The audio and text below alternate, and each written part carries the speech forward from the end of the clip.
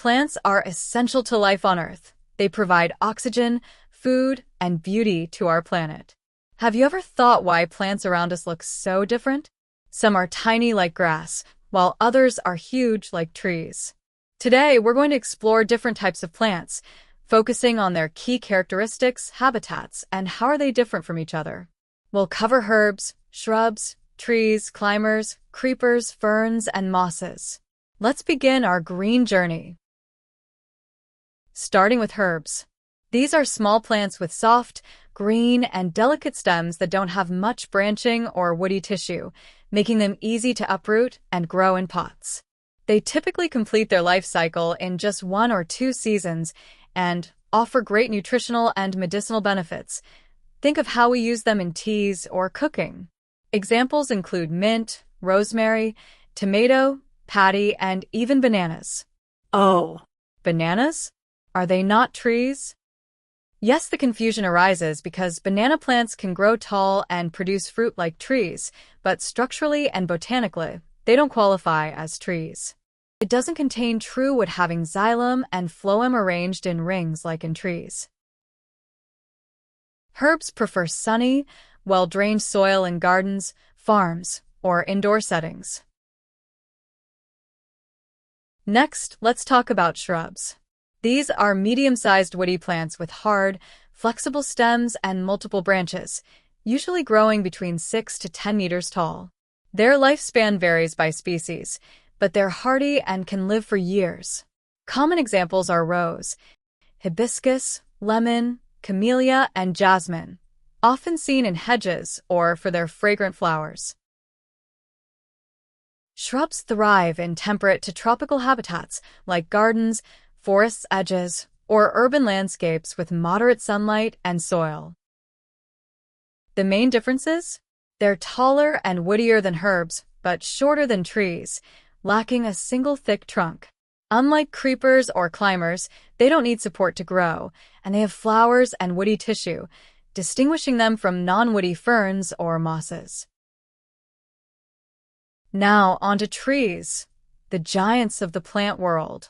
Trees are large, tall plants with a thick, hard, woody stem called a trunk, from which branches sprout bearing leaves, flowers, and fruits. Some, like coconuts, might not have branches. They have long lifespans, often decades or centuries. Examples include banyan, mango, guava, cashew, teak, and oak. Trees are found in diverse habitats like forests, grasslands, mountains, or urban areas, needing deep soil and ample space. Differences?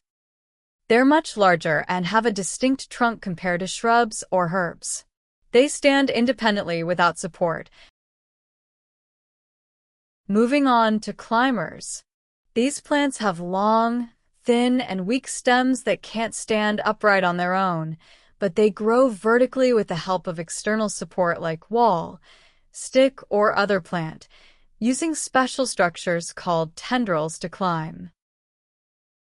Examples include pea plants, grapevine, sweet gourd, and money plants. They often inhabit gardens, forests, or walls in temperate to tropical climates where supports like fences or trees are available. Key differences? Like creepers, their stems are fragile, but climbers go upward with support, unlike creepers that spread on the ground. They're more complex than herbs or shrubs, which grow independently, and they reproduce via flowers or seeds, not spores like ferns or mosses. Similar to climbers but different are creepers. These have delicate, long, thin stems that creep along the ground without standing upright or needing vertical support. They often have large fruits. Examples include watermelon, strawberry, pumpkin, and sweet potatoes. Creepers prefer open, sunny habitats like fields, gardens, or forest floors with fertile soil.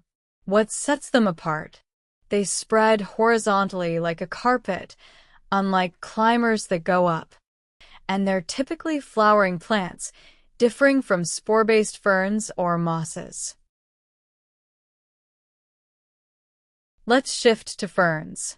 These are spore-bearing plants without flowers or seeds, made up of roots, stems, and leaves. They reproduce through tiny spores or vegetatively. Examples include Boston fern, giant fern, and nest fern. Ferns love damp, shady habitats like forests, woodlands, or humid indoor spaces. Differences? They lack woody tissue in their stems. They don't bear flowers and seed. They're more structured than mosses with true leaves and stems, but simpler than seed-producing flowering plants, growing in moist environments. Finally, mosses. These are small, flowerless plants that form dense green clumps, usually in damp or shady spots like woodland floors. Examples include sphagnum, funaria, Bryum argenteum, and polytrichum. Mosses prefer moist, low-light habitats such as forests, bogs, or rocks. Main differences? They're simpler than ferns, often lacking true roots or stems, and reproduce via spores without flowers or seeds.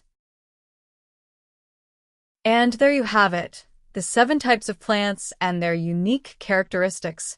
From the small and soft herbs to the ancient-like mosses, each plays a crucial role in our ecosystems.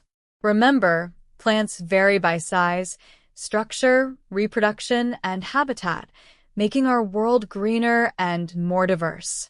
If you enjoyed this, subscribe, and comment your favorite plant below. Thanks for watching. See you next time.